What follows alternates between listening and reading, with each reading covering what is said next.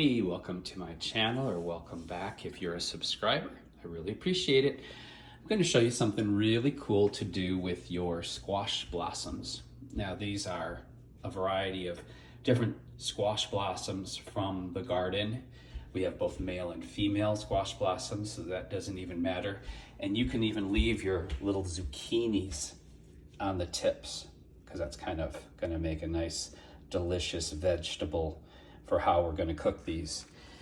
But you're not going to be able to see how we cook these because I'm going to take you through the whole process and leave the last part of it to, because it's just so basic. I just don't think it's necessary to show you how to fry. So that being said, I've cut my squash blossoms and rinsed them as best I could, because you can have little bugs and ants and things in them, which isn't going to kill anybody. You want to have at least 12, I'm guessing.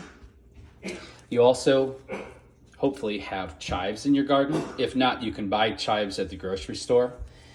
And what we're going to do with the chives is we're going to tie the end of the squash blossom off once we've stuffed it with whatever you want to make to go inside. Any kind of ground meat, rice combination, or you can go totally vegetarian with a rice and tofu thing. Today we're using New Zealand venison because it was on sale at Grocery Outlet, whoop, whoop, whoop, which is really cool. It's my favorite store. I love Grocery Outlet. So we've got our squash blossoms picked and rinsed. We've cut extra chives. You don't want to cut just the amount for the amount of flowers you have, because I guarantee you're going to have some mistakes, and you have to be gentle when you're wrapping these around and tying them. So you're going to want to have a couple extra ones for the ones that break. You'll see what I mean when we get to it. So I'm going to go over that. So here is the finished product. Here's our ground meat. You want to pre-cook the meat. You don't have to overcook it, but because we're going to fry these in olive oil and a little butter, it's a really quick process. You're just going to get the butter in here and a little olive oil, and you're going to just fry these until they're browned, and then get them out of there right away so they don't get mushy. That being said, because it's a quick process that you're just searing these basically, or you could probably grill them, you want to pre-cook your meat to guarantee that you're not going to give anybody salmonella. So our meat is pre-cooked, and we've got our squash blossoms beautifully laid out here. And now you want to be careful when you're picking these, of course, because of the bees also. I actually found one hiding in one of these collapsed flowers. You can use the collapsed ones too. They're just a little more difficult to open up and get the meat into. Now I'm going to hand my phone off to my lovely assistant, and we're going to go for an easy one. So we're going to open up our squash blossom like so. Again, like anything, a taco, a burrito, you don't want to overstuff it. That's always going to be your instinct. Then we're going to take the tip and close it like so. We're going to take our chive.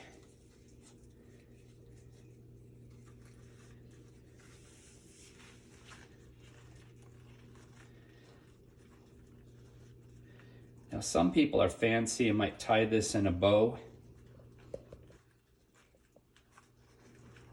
but that's it. That's all you need. I'll do another one so you can see it. I'll do one of these smaller ones. This came from a butternut squash. If you were wondering why it looks a little different, I have a feeling it's going to be really good, but a little more tricky to stuff. That's going to be definitely like a one bite deal, but that's what makes these so special. The thing is, a garden, you have to be so creative, because there's just so much out there if you just apply a little creativity. And do you know what creativity is? Creativity is intelligence. And that's what's funny, how people discount artists and the value of art in our culture, because creativity is all about invention and problem solving, which they've shown that's what grows the human brain, not just retaining pre-existing knowledge. And a lot of what I do, and I've been referred to as a kitchen witch by my friends, is just sometimes reinventing what's already been done, but using the resources I have around me instead of just following the rules. So this meat has some chives cut up in it. So some cilantro would have been really good in it, but because we're doing ceviche and some other things with cilantro, we decided to not do the cilantro in this. And what else? We have cilantro in this. What else do we have in this, Fung, spice-wise? Fennel seeds. Oh, we did some fennel seeds because those are in the garden right now. Chive stems. Chive stems. Flower stems. Oh, so you know when your chives or your little garlic chives, when they go to start to flower and they create the stalks and then you see the little clusters of buds on the tips? In Chinese cooking, that is a delicacy. And what they do, they collect those chive stems before they get thick and do various stir fries and dishes with them. So this has our chive stems from the garden. And also, anytime you cut back flowers like that, it gives the plant more energy to grow and to create more flowers.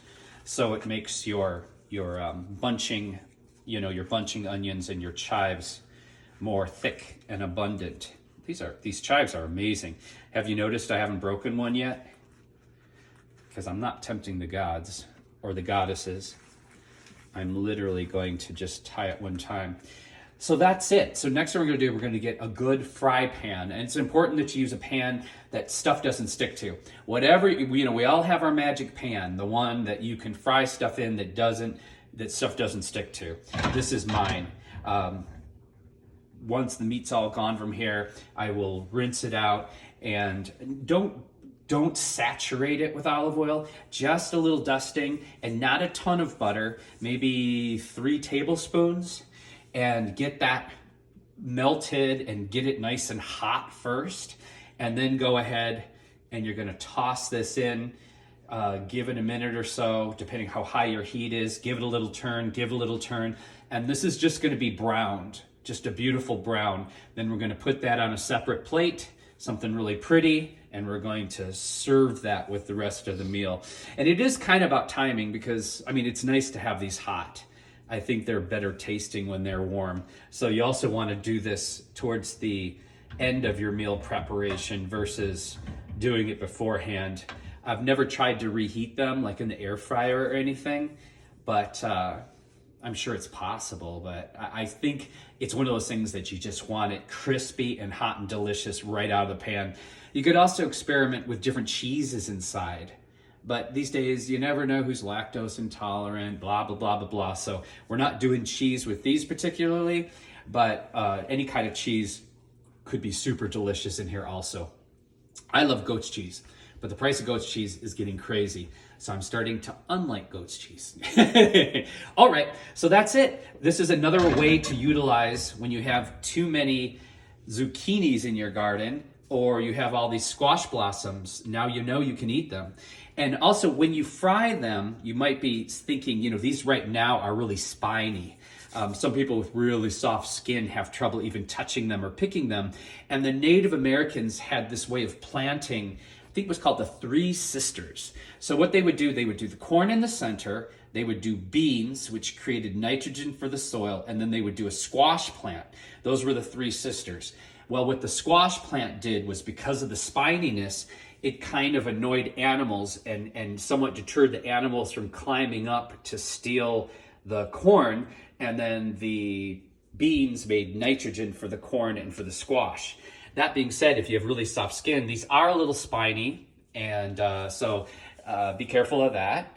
But what happens when you fry them, the spines are completely cooked and they completely dissipate. So you don't have to worry about getting a mouthful of little thorny spines. Alrighty, I think I've covered everything. You can do this vegetarian style, not vegetarian style, ground beef, whatever you got around the house, chicken. Anything you could stuff in a burrito or enchilada or in a wrap you could do in here. So knock yourselves off. Knock yourselves out, I mean. Thank you for coming to my channel. Please subscribe, like, share, and be kind to each other. I believe how we treat each other on the streets is our ultimate reality. Bye for now.